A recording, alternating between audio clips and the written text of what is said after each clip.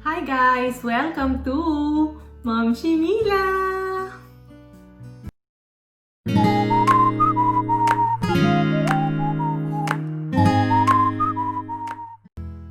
Ngayon po, tuturuan ko po kayong gumawa ng salted egg or itlog na maalat.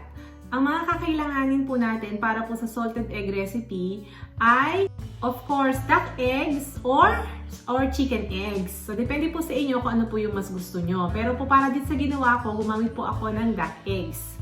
Ang ginawa ko po, binabad ko po ang duck eggs sa mixture po ng 4 cups of water and 1 cup of salt. So, ang ginawa ko po, tinunaw ko po mabuti yung salt dun po sa water.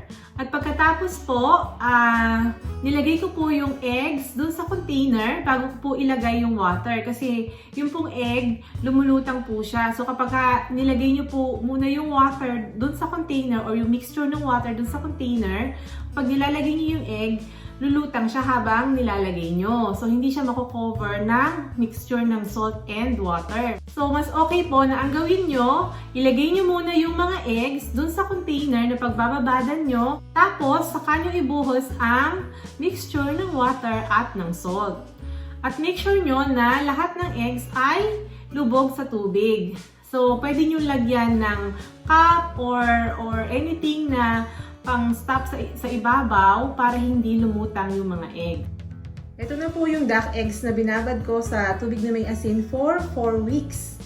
At ngayon, lulutuin na natin siya para malaman natin kung successful ba ang ating itlog na maalat. So ngayon po, pakukuluan na po natin itong mga salted eggs na to.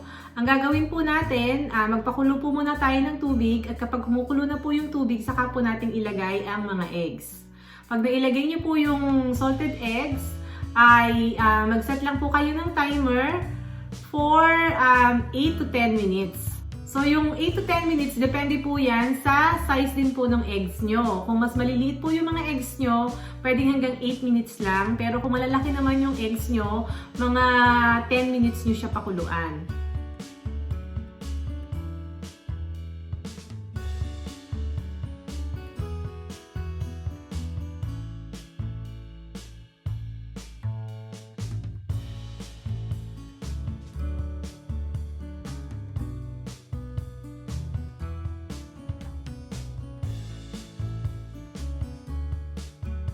So, eto po, luto na yung ating salted egg. Hintayin na lang po natin siyang lumamig para ma-check natin kung maganda po yung pagkakaluto nung pula ng itlog. So, eto po, binalatan ko na po yung itlog. Ngayon, hihiwain ko na po siya para makita po natin yung pula po ng itlog. Ay, sana successful. Tada! So, ayan. Nakita nyo po. Mukhang masarap naman. Ayan. Luto na po yung salted egg. Kaya titikman na natin. Kinaway ko na lang. Pero maliit naman ang kamay ko.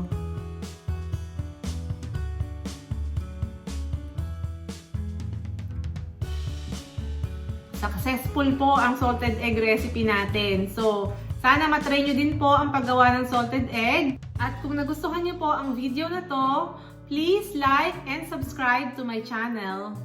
See you on my next video. Bye guys!